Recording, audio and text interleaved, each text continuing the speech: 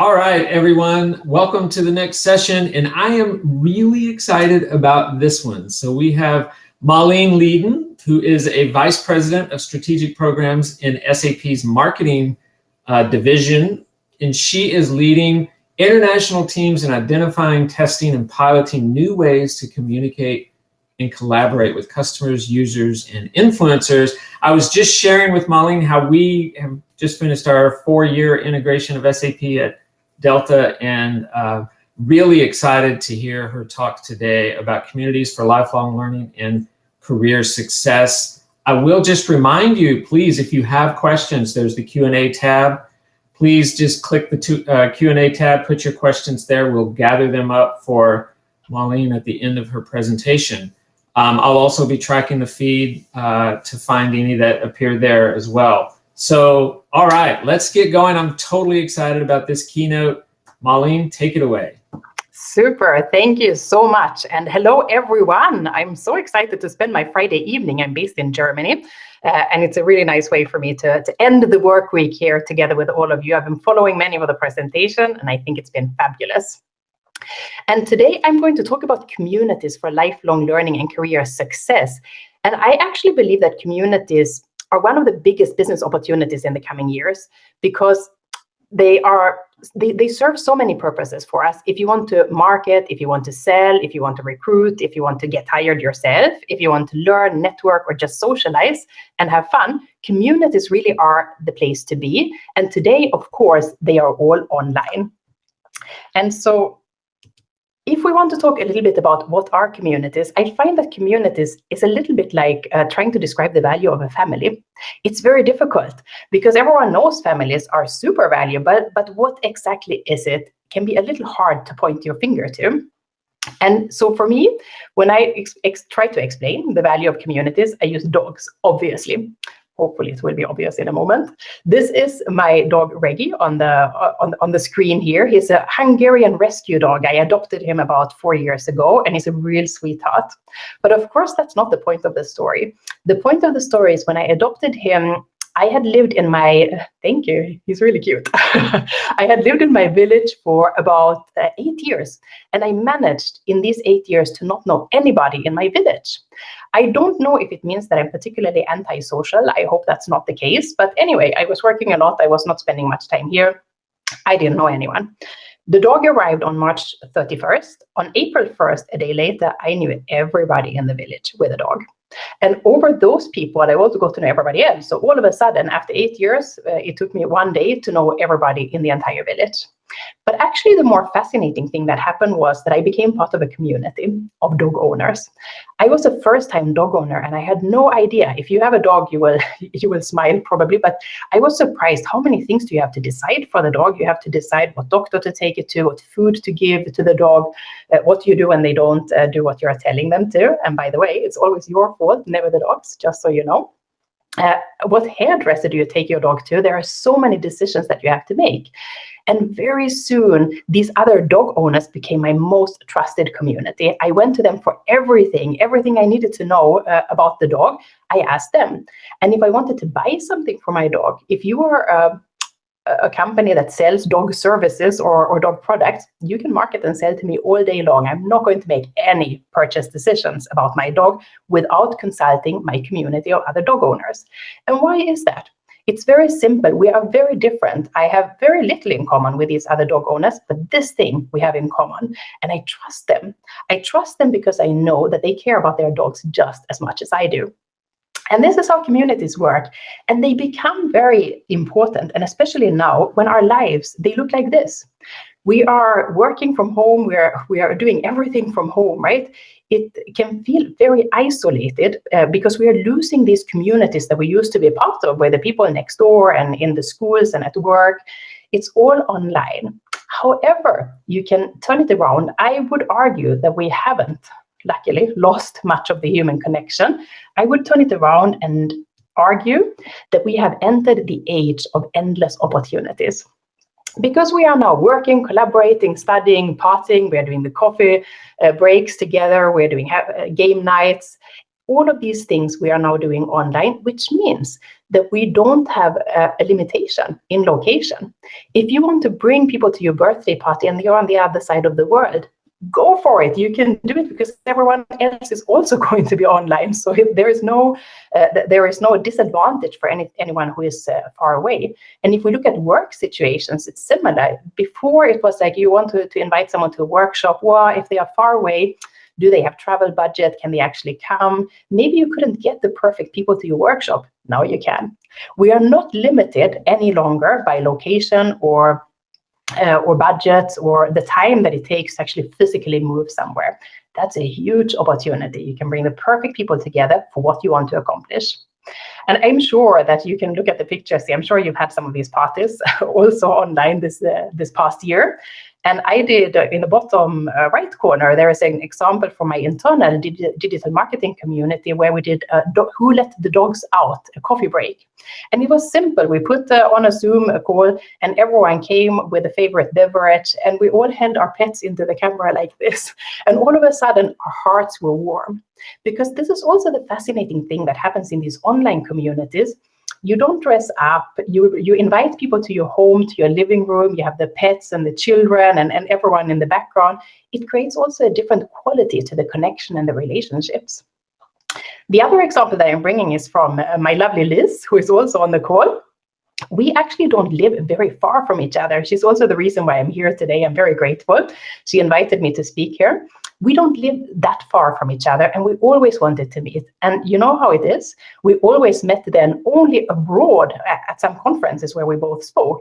And we said, this is ridiculous. So we are so close, we should meet for a coffee. Then came Corona. And then we said, oh no, now we are never going to meet again. And then Liz, of course, who is a creative person, said, oh yes, we are. We are now going to do it online. So she set up this coffee break. We are now meeting every second Friday and we're having a coffee together. She created this lovely logo for our coffee chats. And now this has become a community. And I am certain that just knowing our past, we would not meet every second week if we were meeting in person in a coffee shop. And I am certain, I know for sure, that all these other people who have also now joined this coffee club, they would not be able to meet with us every second week because they are in South Africa and in India and in all sorts of corners of the world. So this is also something that we can see that the networks are getting richer, they're getting more diverse because we don't have those limitations.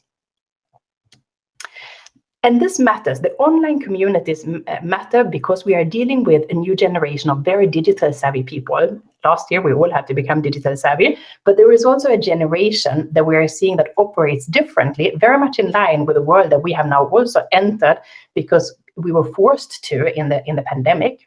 But we can see students who are learning differently.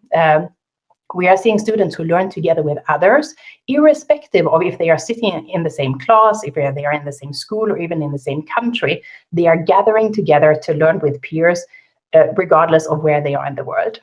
We also see employees who choose differently. That's also pretty fascinating. If many of us are employers and we want to recruit, but the sad thing is that the potential employees are not going to listen to us if we say we are the best company since sliced bread. We know we are, but they don't trust us that much because they think we have a motive. So they go to their communities. There's a reason why platforms like Glassdoor and so forth are so popular, because people want to know from peers, what do they think about working for this company? So people turn to their communities, and if we as employers in this situation are not engaging in these communities, we lose the opportunity to influence. Same thing with customers. If we try to sell to people, there is a very large part of the buyer's journey where people have no interest in talking to us. They are doing 70% of their buyer's journey in B2B without talking to vendors. They want to explore by themselves. And what do they explore? Of course, they are looking at other customers around their communities. Who else do they know and do they trust? Think about the dog story. Who do they trust that they think can help them evaluate this company? That's who they want to talk to. And so again, if we are not influencing in these communities, we are losing the opportunity to win this customer, because they do what we do when we are consumers and we go to Amazon. What do we look at first? The reviews of other customers. We also see people collaborating in different ways and innovating in different ways. I remember the time when innovation was in an ivory tower. It was very secret. You had to sign an NDA in order to participate. And this is actually quite dangerous, especially today where the pressure is increasing. We have to innovate faster and faster. If we innovate in an ivory tower, we can hope that it resonates when we are ready, but maybe it doesn't. If we now, as a lot of companies are doing, as SAP is doing, we are bringing our audiences into the innovation process. We're inviting them to be part of shaping new products and new services. We know it's going to resonate because the audience was part of creating it themselves. They have skin in the game. And because they have skin in the game, not only do we have better products and services, we also have great advocates. When we are ready to roll it out, they are going to be the most credible ambassadors and advocates for the products and services because they were part of shaping it. And we have, of course, people who are socializing differently. We are doing the birthday parties and the coffee breaks and everything online. So these networks matter. And so I believe very strongly that the future belongs to those who know how to leverage these platforms, know how to leverage the online communities, but also to those who know how to mobilize their own communities. And we look a little bit at how that is done. But first, I wanted to bring you a couple of examples because, again, communities can be a little bit hard to grasp as a concept. So I brought a few examples just to show you some communities, how they can work, what they can deliver. And the first one is a special one to me. It's the Digital Tribe that I founded a couple of years ago. And it's an internal community for digital marketers. I started it 2 years ago to mitigate flight risk of really valuable people in our organization. So if talent retention is a topic for you, this is it. We were at that time a very event-based marketing organization, conferences, events, and we knew we needed to do more digital marketing. We didn't know how fast we were going to have to do digital marketing. Maybe luckily we didn't. But the digital marketers that we had, they were spread out in different parts of the world, and each of them in a team of event marketers. So you can imagine in those teams, they felt a little like aliens. They felt like they were not belonging, not being understood, and maybe more dramatically, they didn't have anyone to learn from. So that was a problem. And so I started this community in order to connect them so that they would not leave. That was my motivation. And the very first community session that I did with them was amazing. All of a sudden, it was like a celebration. All of a sudden, they had friends. They had an opportunity to learn from other people who were also advanced in this field. So that was the first accomplishment. Now they had other people that they could learn with and from. But the next obvious step was then to let other marketers learn from them so that people who were not yet digital savvy, they would join this community to learn from the best. And soon after, because we were bringing the best of the best here together, the most advanced digital marketers, it became an innovation network. Because of course, if you bring these people together, they're going to have better ideas than each of them alone in isolation. And it also helped us scale the ideas across the company because they knew about each other's ideas. They developed them together. The next one is the SAP.com community, which is a network for developers that I managed a couple of years back at SAP.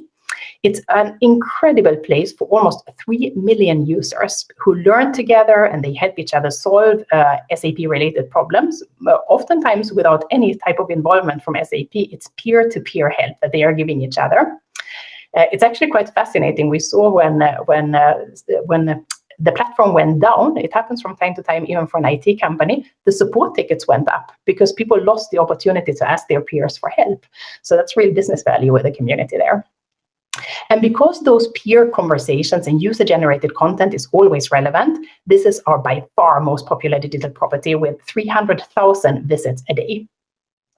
The next one has a little bit of a different angle. So if you're more into selling and innovating, this is one to watch. This is called the Growth Matters Forum. It's another fascinating place that helps people buy our products and support innovation. And what we do here is we bring together owners of family business in India. I don't know if you know it, I didn't know it before, but a very large share of the economy in India, and in fact, many other emerging markets, is made up of family businesses. And they have a unique set of challenges that they face, for example, around recruiting, succession planning, or skill coverage and management.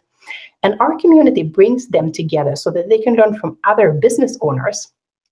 But we also sponsor in this environment a technology award for this community, where we recognize those family businesses who have done digital transformation particularly well.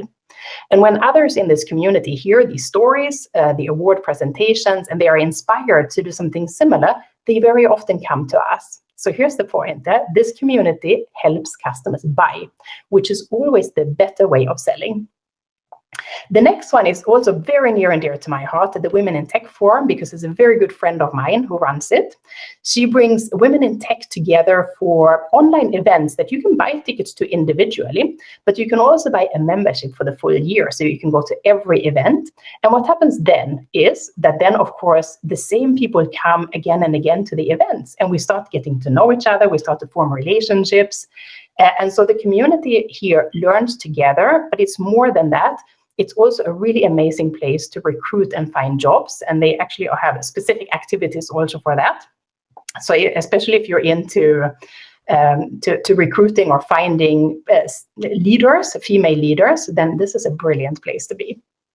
The B2B marketing propolis, I have to practice pronouncing that one, is a little bit of a similar concept. Actually, I came across it only a couple of months ago. B2B marketing is by no means new. It's a very established organization, and they used to do events for B2B marketers. And now, of course, all those events went online, turned virtual. And instead of just offering tickets to those events, they now also offer memberships, so that, again, they tie people closer to the organization in this community and allow over the activities that happen in between these ad hoc events to also contribute to even better relationships to be formed between the participants. Last but not least, the last example that I brought is Clubhouse. It's the new kid on the block, right? And it's a pretty cool one too. If you don't know it yet, it's something between, I would say, socializing and live radio. So basically, you can open rooms where you talk to other members. It's no text, it's just live audio. And anyone with access to the app can tune in and listen. It's not even a year old, as far as I know, and it has about 2 million weekly active users, so it's huge. And it's also invitation only, which is an interesting concept because it also adds to the exclusivity and also to some of the hype that is going on around that platform. So I hope this helped to just visualize a bit more what communities are possible, what can they deliver, and maybe you are now asking yourself, how do I leverage these platforms effectively? How can I mobilize my own communities? So we'll look a little bit at that before I close. Let's see if I can go to the next one. The first part is how to leverage it yourself, because it can feel overwhelming. It's a big distraction also to be everywhere and try to connect with people. And so the most important factor is really to have a goal. First things first, if you don't know what you want to achieve, if you don't know where you want to go, you're probably not going to end up there. So spend a little time just thinking about what is your primary objective for engaging in a community. Do you want to learn? Do you want to recruit? Do you want to get hired yourself? Do you want to build thought leadership? That already steers where you're going to go, and make sure you can be more focused and it will be less distracting. And once you know what your primary objective is, then of course you start by going where the audience is. It sounds simple, but it's very important. And you network strategically. I find that a lot of people, or especially I do a lot of coaching for women, and sometimes we feel like it's not very authentic to be strategic about networking. But at the same time, we know that networking is the career enabler. So if we're not strategic about that, then we are missing an opportunity. So there is nothing shameful with being strategic about networking. It's a very good idea. However, I would also strongly recommend to reserve some time for random activity. There is also no shame in networking just for fun. And you never know, sometimes these networking activities that weren't really intentional, where you didn't have a goal with it, they can be incredibly valuable. I also recommend, on that point, I actually saw a presentation on this topic just the other day here on this conference, where someone said, what was it? She said, network before you need something. And this is very true for communities. If you go into a community and the first activity you do is to ask someone for a favor, might not resonate so well. If you go into the community with the intention of adding value, you connect people, you answer questions, you're helpful, you pay it forward, people remember. And by the time that you need something, you have built enough relationship capital in order also to be able to ask for something and get it back. So pay into the community, pay it forward, and you will get a lot back. And of course, it helps if you're active, if you're building your own thought leadership. There's a community term that we call lurkers. A lurker is someone who participates in the community passively. They are just consuming content, and that's perfectly fine. But if you want to get value out of a community, it's always better to be active yourself, because that way you can build relationships, you can build your thought leadership, and you can get more benefit from it. If you want to mobilize communities yourself, what people tend to do is they think about the platform. And the platform is important. You need a place to bring people if you want to start a community yourself.